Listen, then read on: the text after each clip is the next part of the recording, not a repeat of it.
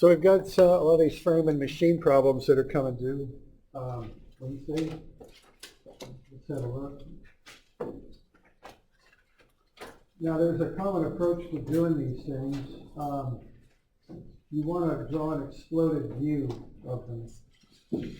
And so you break them into pieces. And what you want to do then is you want to have a look at them and identify any two-force members, because those are the ones that you can use. You don't really have to draw those as a separate piece. You can just draw the two-force members as a force.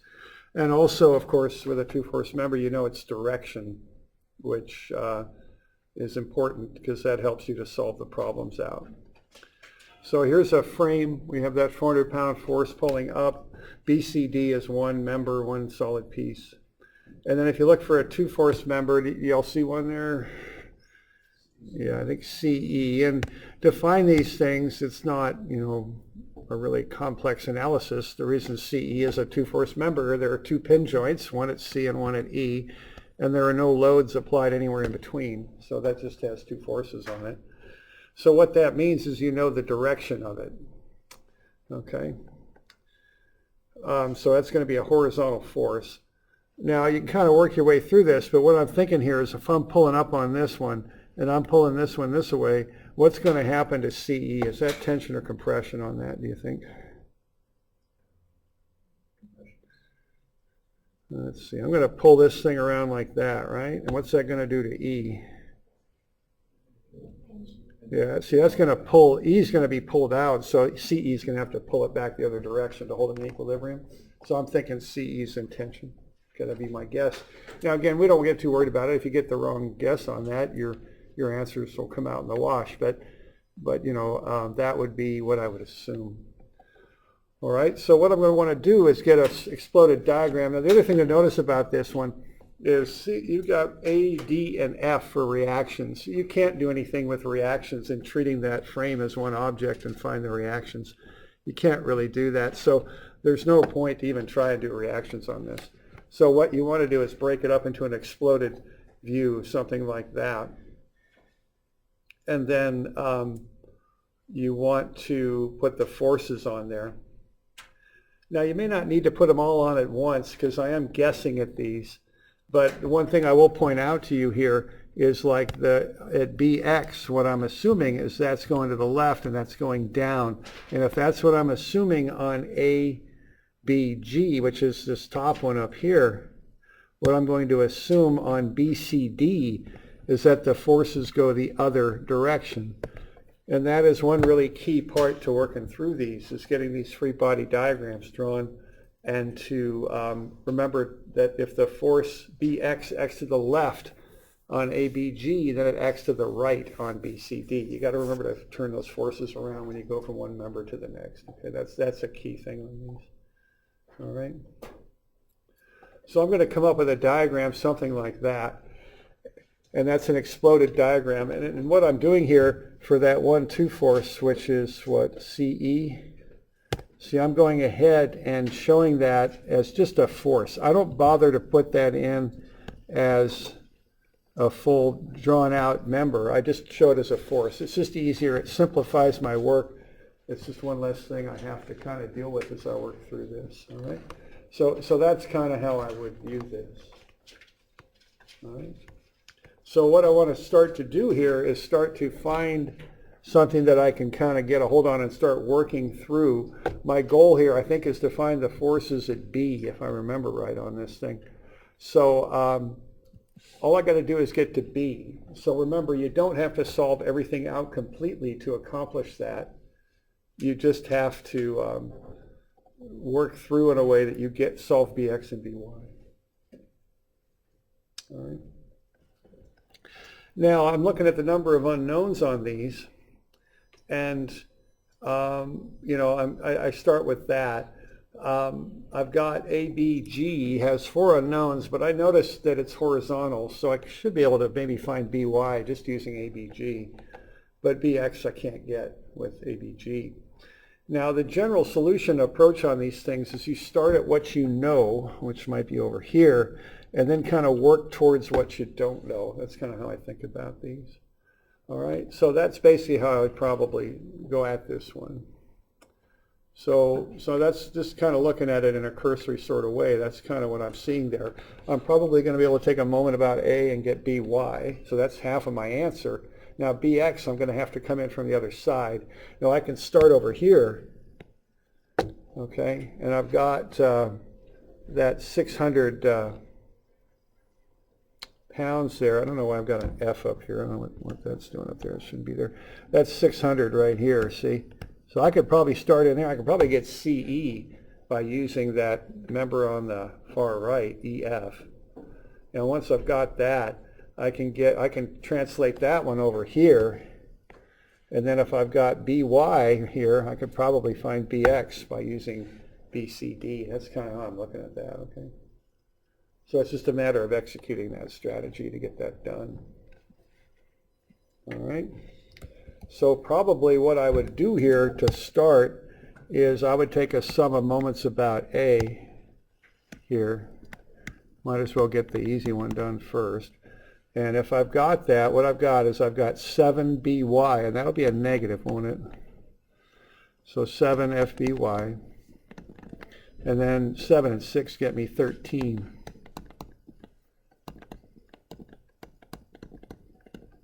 So I'd probably start by doing something like that, and that would get me BY.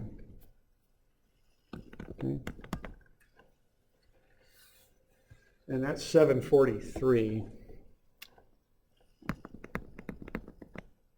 And we're in pounds here, so that would be down. Okay, so that 400 pounds is trying to rotate ABG counterclockwise, so the 743 comes down to counteract that. Okay. Now, if that's 743 down there, what I'm going to do is I'm going to have it go up here, okay? So that's the key thing. You got to remember to turn them around. So now I've got one known there, okay? And then what I'm going to do here is I'm going to take a moment. What am I going to do here? I'm going to take a moment about what? If I want to get CE, probably F, set that equal to 0. Oops. I'm going to fill all that stuff in, and that'll get me CE, and that's going to be 300 pounds. So CE equals 300 pounds. Okay. Now that's going to go to the left on EF, so it's going to come this way now. 300. Okay. So that's the general approach on these things. You kind of start at what you know, work towards what you don't. And it's often good to look it over first and get a strategy that you're going to employ to get to what you need to know. All right, and then I can do a sum of MD here. Set that equal to 0, run through that, and that will get me BX. And BX is 117. Okay. So that's kind of a good example problem. That's actually an old test question from a long time ago. You know, good, this basic frame to work through. Okay, and that kind of describes the strategy.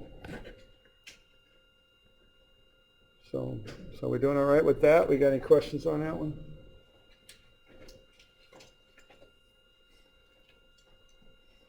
Yeah. When we're doing these, you want us to redraw it all, or can we get away with just drawing the exploded view? Exploded view, that's fine. Yeah. Oh, you mean like most of them I've already written up for you, and yeah, you could just do an if you're doing one completely on your own, you could do an exploded view. I don't think these first two have them, so that's why I was asking. Oh, they don't? Oh, okay. All right. Yeah, I guess you're right.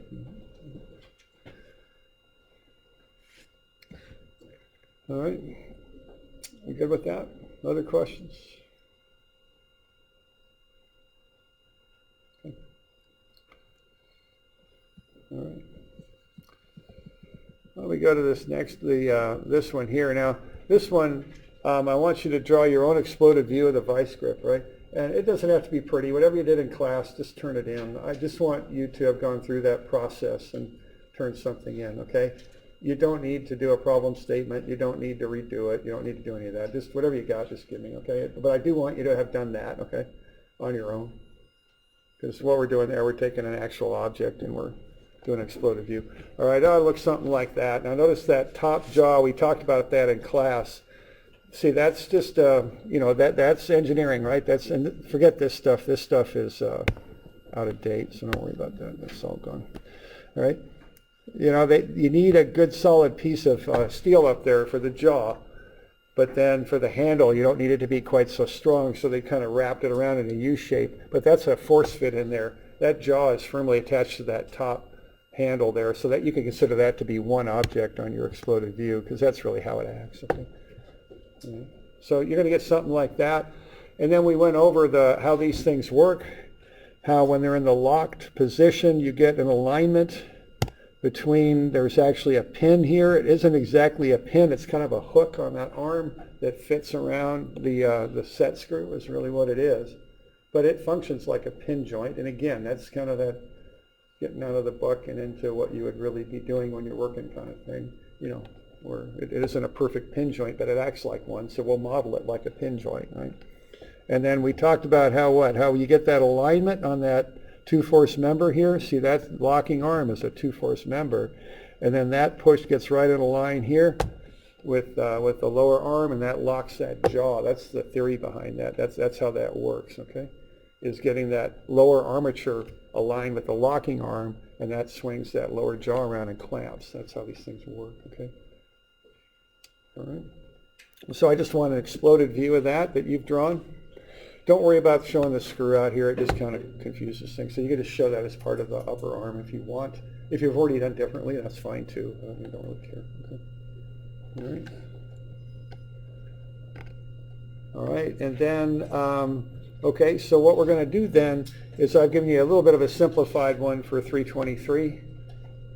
And I want you to find the force in the jaw for this loading condition here, okay? For the one I'm showing you, which isn't quite locked yet. We're just starting to clamp it, so that's what's going on there. So this is a similar thing to what we just did. That's a very common strategy, okay? So the goal here is to find the clamping force, which would be the force at A. All right, so you kind of have to figure out a pathway to get there. That's kind of how I think about that. And, okay, so there's different ways that you might do that. But just try and look ahead a little bit on these things and kind of get, you know, an approach that's going to work. So I'm seeing that whole, I don't know, let's see, what are we going to do here? We are going to find the force that EC, see that's a two-force member, isn't it? Okay, two-force member. So I'm showing that, and that thing goes into compression. So I'm showing that compressive force on both sides. Okay, so on that lower jaw, you've got two forces at D. You've got the two-force member force, and then you got the 52 Newton force. So I bet here, what could you do? You could do a sum of moments about D and set that equal to 0 and work through that, and you can find what FEC is, and I'm pretty sure it's 754 newtons. Okay. Now once you've got that, that now becomes a known over here, and so now your goal is to find FA. So I think you can take a moment about B here, set that equal to 0, and then you can find FA. And FA is 342 newtons. Okay. So kind of 3 steps on these. First step is to make a good exploded view. The next step is to come up with a strategy of how you can work through it, and then you implement the strategies. Okay. And then the 2 little things on this: find the 2 forces if they exist. They don't exist on every problem, but if they're there, find them, because that way you know the orientation of the force. So this force is at 13.6 degrees. You can use the rise and run on C and E to find that angle. And so now you know the orientation of it, so now that helps you to solve through the problem. The other thing is to remember when you got forces to turn them around when you go from one member to the next. Okay? And on some of these kind of machine things, frames too, it's common if you got these like points like that, take a moment about it. You don't need to know Bx and By. All we're trying to do is find Fa. So you kind of take a moment about B, and that allows you to skip right over B and jump from this 2 force right over to Fa, which is what you want. Okay.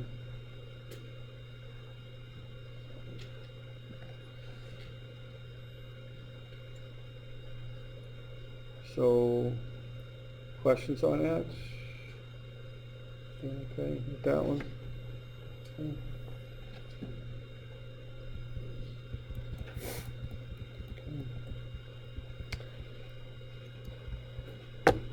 Okay, the next one's kind of similar to both of these, more similar to the first one, I guess, but it's got a pulley in it, which complicates things just a bit. So we want to, be able to handle pulleys. Okay. Now have a look at that one. We're after the forces in D.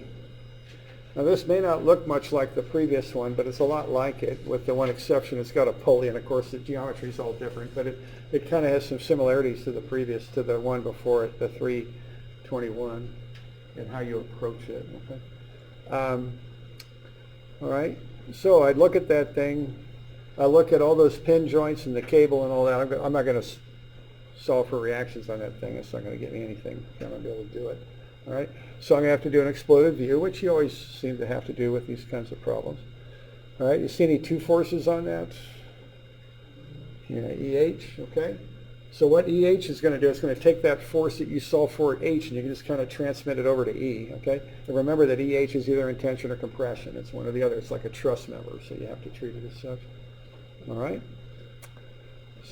So that's kind of the deal. All right. Now the thing comes up on this one with the pulley. All right.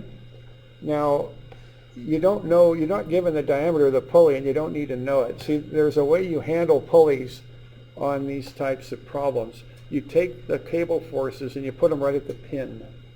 You do that so you can dimension everything properly. All right. So you're going to take those two cables that are going to, the forces in the cables, I should say, A, B, and then B down to that weight, and apply them right at the pin, which is pin B, all right? And so, but you have to move them both. Remember, you can't just move one. You got to move them both. And the deal with this is that they're both equal, right? The cable forces are 48 pounds. That's their magnitude. And the way these pulleys work is you've got two equal forces, if they're in static equilibrium, that rotate in different directions. These pulley, hanging a weight over a pulley always works like that. So the net moment about B is 0. See, there's no net moment because it's in static equilibrium. So what that means is you can take those, whoa, look at that. Take those forces. I really need a bigger computer. I want you all to be my witness here, so when I apply for this from the college, they're going to say, yeah, he needs a bigger computer. Faster and newer, too. I want like a really good processor, graphics card. I need that. I really do. See what's happening? I'm hitting that thing. I'm hitting that all the time with my hand when I'm trying to write. It's doing what I'm telling it to do. It's zooming way out.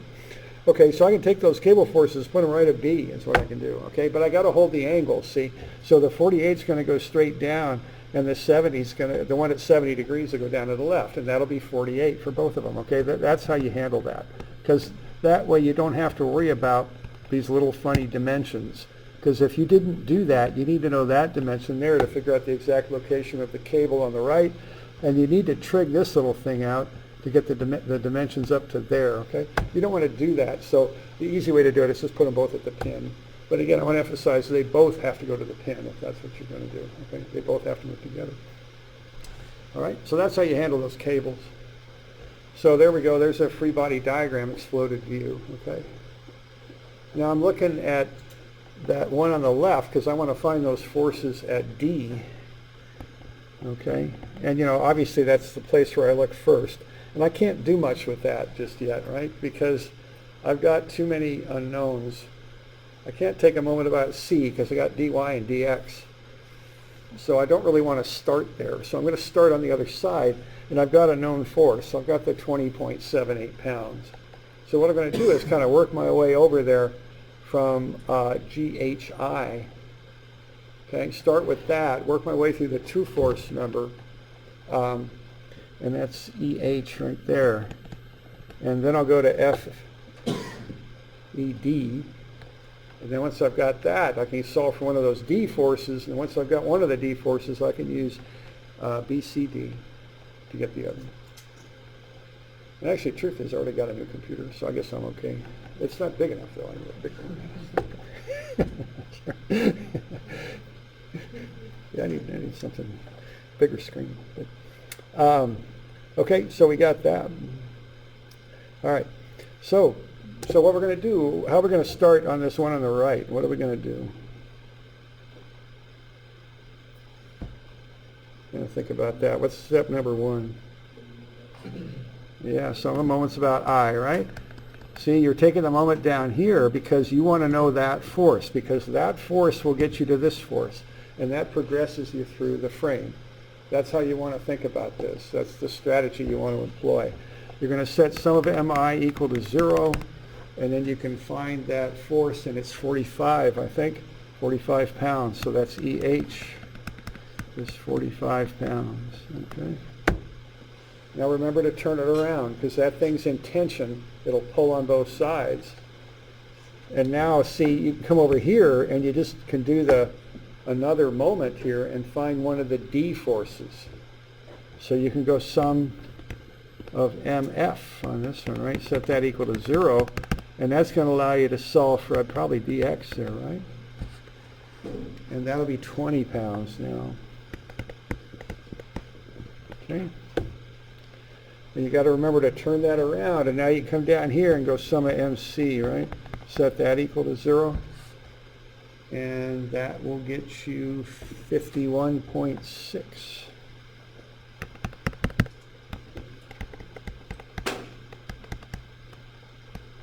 Okay, so that's the process. We're just taking a series of moments and working our way across to do that.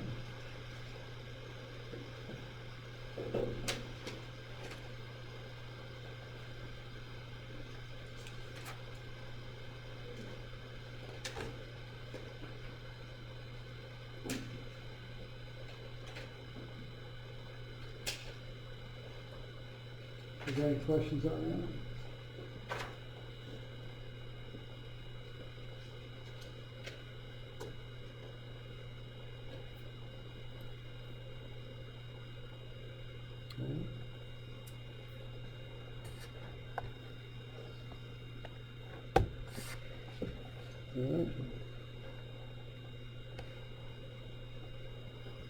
Okay, so that's kind of the general strategy on these.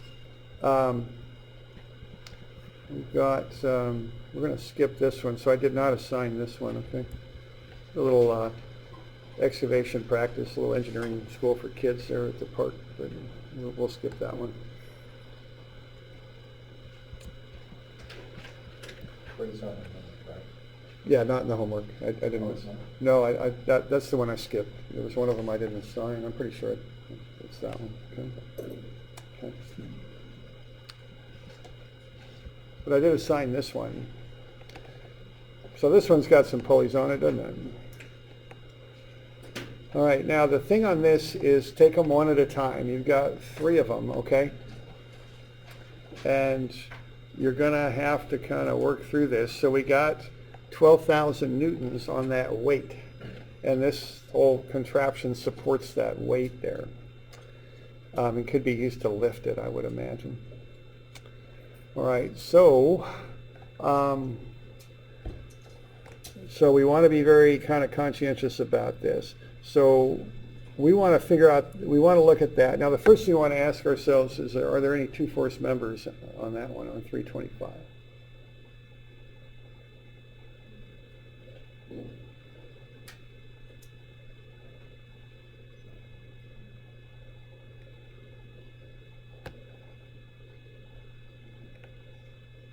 And this kind of a deal where you don't want to overanalyze it. If it's a 2-force member, it's got 2 pin joints and no load in between. That's what a 2-force member is.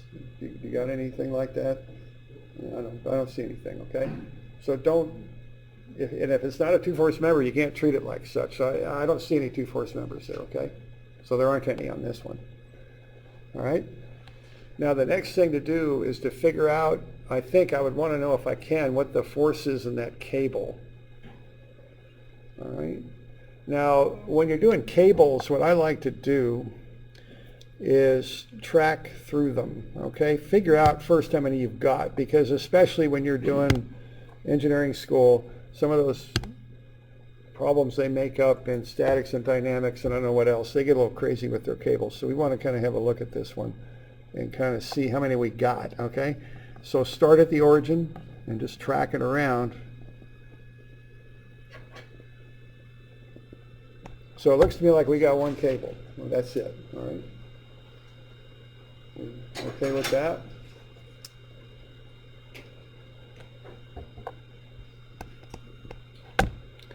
Now it seems to me I'd want to know what P is to be able to solve this thing. So what's P? How much of a load do you need? The purpose of this whole machine is to hold up that weight, which is 1,200 newtons. So what's P? Yeah, it's 600, I think. And the way you're going to find that is, you remember, we can always make a free body diagram, right? That's always a helpful thing to do. So if we got any questions on that, we're going to cut through that weight, and that's 1,200 newtons. And then we're up here, and when I cut through that, I've got 2 of that load, right? So I'll call that both P. Now remember, cables always pull. That's always what they do. So that'll pull up, and so it looks to me like P is going to be 600 newtons. Everybody good with that when I do a little bit of equilibrium on that? And that's the technique for that. Don't get overwhelmed by the cables going everywhere. Just make that cut. When you cut through something, you expose something that becomes an external force that you then analyze, okay? So there's 2 forces holding up that weight. The forces are equal. The weight is 1,200 newtons, so the load is 600. So now we know this load here, 600 newtons. Okay? All right. Now the next thing to do is